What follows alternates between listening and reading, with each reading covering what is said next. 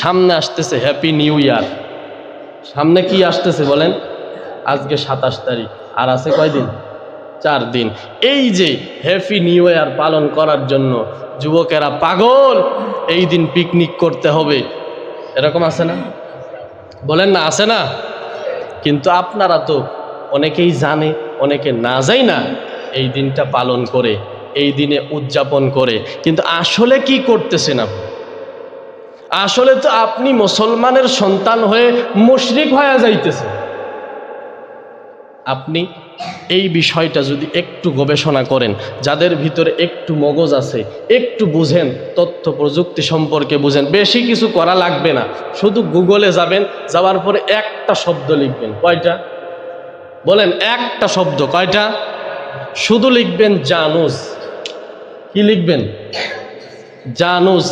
এই একটা শব্দ যদি লিখেন, তাহলে দেখবেন সব আপনার সামনে হাজির হয়ে যাবে। আসলে কি? আসলে ঈসা আলাইহিস সালাতু ওয়াস সালাম, এই ঈসা আলাইহিস সালাতু ওয়াস সালামের জন্মের প্রায় 46 বছর আগে, কত বছর আগে? 46 বছর আগে রোম থেকে যারা খ্রিস্টান ছিল, রোমও যারা মুশরিক, যারা অনেক ইলাহদের পূজা করে, তাদের একটা দেবতার নাম ছিল জানুস। নাম কি বলেন? জানুস। এই জানুসের ইবাদত তারা করত। সবাই তারে কি করত? প্রভু বলে মানত, স্রষ্টা, শুরুর স্রষ্টা বলে মানত। এই জানুসের পূজা করত। 2 মাথাওয়ালা মূর্তি। জানুস দিয়ে যখন আপনি সার্চ দিবেন, দেখবেন একটা মূর্তি আসবে। আমি নিজে পরীক্ষিত। ওই মূর্তিটা দেখবেন 2 মাথাওয়ালা। কি মাথাওয়ালা? তারা বিশ্বাস করত আমাদের এই জানুস দেবতা পূর্বের এবং পরের সব কিছু জানে, ভবিষ্যৎ এবং অতীত সব কিছু কি তারা জানে। এই যখন এই 31শে ডিসেম্বর আসতো, ঠিক 12টার আগ মুহূর্তে তারা মূর্তির পিছনের দিকে চলে যাইত।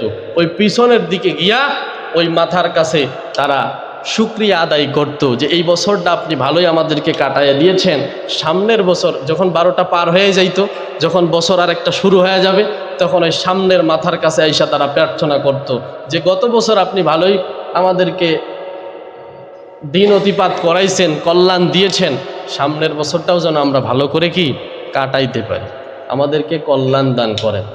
এই জন্য তারা এই জানুস দেবতার পূজা করত, ইবাদত করত। সেখান থেকে আস্তে আস্তে আস্তে আস্তে এই হ্যাপি নিউ ইয়ার নাম দিয়া মুসলমানদের ঈমান হরণের জন্য একটা ষড়যন্ত্র। আর এই ষড়যন্ত্রের ফাঁদে মুসলমান সন্তানেরা এই দিন পিকনিক করে, এই দিন ঢোল ঢোল বাজায়, এই দিন বক্স নিয়ে এসে আরে জমিন কাফা। আছে না নাই? বলেন, আছে না নাই? যাদের সন্তানেরা এরকম করে, আপনারা একটু চিন্তা করে দেখেন, মুসলমানের বাচ্চা, আপনি মুসলমান, আপনার দাদা মুসলমান, বাবা মুসলমান, সবাই মুসলমান, কিন্তু আপনি এই দিনটা পালন করার মাধ্যমে মুশরিকদের সাথে শামিল হয়ে গেলেন। বলে, ইসলামে কি আমাদের জন্য উৎসবের কোনো দিন নাই? বলেন, দিন আছে? জোরে বলেন, আছে? নবীজি এক হাদিসের ভিতরে বলেছেন, জুমার দিন ঈদের দিন। সুবহানাল্লাহ বলেন। জুমার দিন আনন্দের দিন, সুতরাং এই দিনে তোমরা সিয়ামের দিন বানাইও না, এই দিনের পরে বা আগে তোমরা সিয়াম পালন করো। নবীজি সাল্লাল্লাহু আলাইহি ওয়াসাল্লাম হিজরত করে মদিনায় গেলেন। মদিনায় যাওয়ার পরে দেখলেন 2 দিন ওরা খেলাধুলা করে। কয়দিন? 2 দিন। নবীজি জিজ্ঞাসা করলেন, তোমরা এই দিনগুলোতে খেলাধুলা করো কেন? বলে, এই দিন হলো আমাদের উৎসবের দিন। এই দিন কিসের দিন? উৎসবের দিন। ঠিক ওই সময় নবীজি বললেন, আল্লাহ সুবহানাহু ওয়া তাআলা এই 2 দিনের পরিবর্তে তোমাদের জন্য অন্য 2টা দিন তোমাদেরকে ঈদ বানায় দিয়েছে। একটা হলো ঈদুল ফিতর, আর একটা হলো ঈদুল আজহা। মুসলমান তো এই জায়গায় আনন্দ করে, কিন্তু আমরা আজ বুঝি না আমাদের ঈমানকে হরণ করার জন্য বেঈমান মুশরিকেরা কত ষড়যন্ত্র করে, কিভাবে মুসলমানের ঈমানকে ধ্বংস করা যায়। আমরা তো তাদের ষড়যন্ত্র বুঝি না, ওই ষড়যন্ত্রের ফাঁদে আমরা পাই, আমাদেরকে ঈমান হরণ করায় তারপরে কবরে নিয়ে যায়। আল্লাহ তাআলা আমাদেরকে বুঝার তৌফিক দান করুক। জোরে বলেন আমিন।